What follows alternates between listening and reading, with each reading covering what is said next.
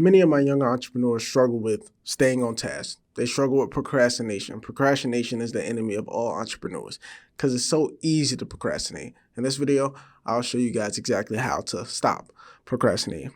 Now, the first step to stopping procrastinating is to understand the reason why you procrastinate in the first place. Many of us procrastinate because it's harder to do the goal, do the task, than it is not to do the task. It feels more comfortable to shy away from the long, overarching activities than it does to back up, go eat the ice cream, go watch Netflix, and not do that task. And it makes sense. It actually makes a lot of sense because our mind wants to do the most comfortable thing. So if you can understand why your body, you personally don't want to do the task, and you can figure out a way to schedule out time to get it done, you will get that task done. What works for me might not even work for you. But what I recommend you do is if you can't start a task, if it's very hard to even get it going, I recommend you just start. You wake up and you just do it. Now, you don't have to do the whole project, but you do something and you make it as like routine. You wake up and this is what you do. And you don't give yourself an option or a choice. You just wake up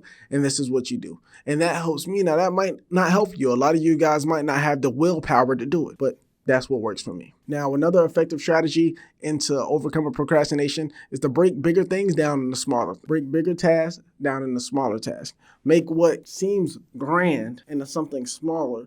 So over time, you get all of it done instead of trying to get it done in one day. I personally recommend you set deadlines for big goals and small goals, because the longer you give yourself to do one thing, the longer it's going to take to do all the other things. So if you give yourself 1 day to write an outline, the outline will take 1 day rather than you giving yourself 1 week to write an outline, and that outline takes 1 week. Time constraints. The work happens to fill the time. For example, have your teacher ever gave you a month to do a project? Did it take a month for you to finish that project? Most likely yes. Could you procrastinate the first half of the month and then you thought about it the rest of it? And then the last night you was like, oh, I got to get it done because we got to turn the project tomorrow, and you finished it in one night. You understand? So if you schedule out projects 1 day only, you will maximize your return every time.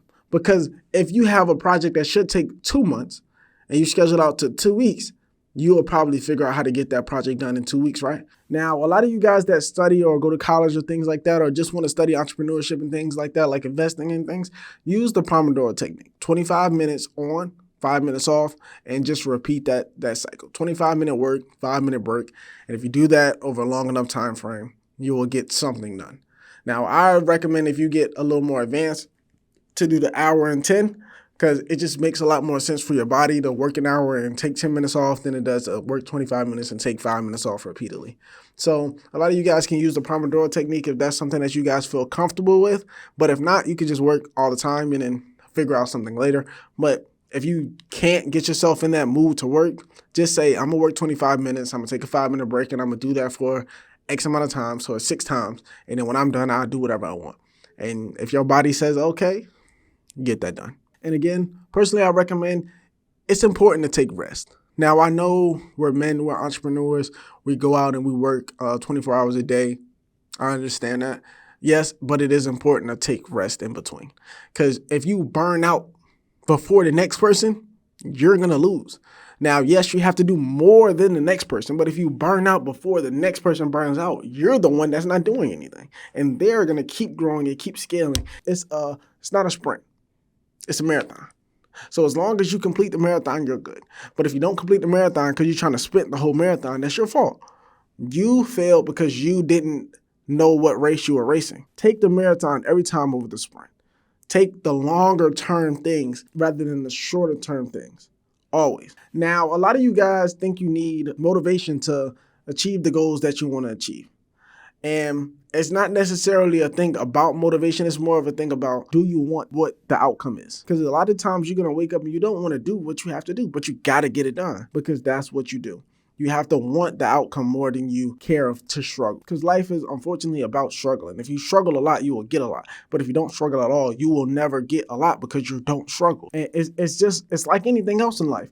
You have to work for what you want. So work for what you want and you will get what you want on a long enough time frame. Peace out. You guys stay safe.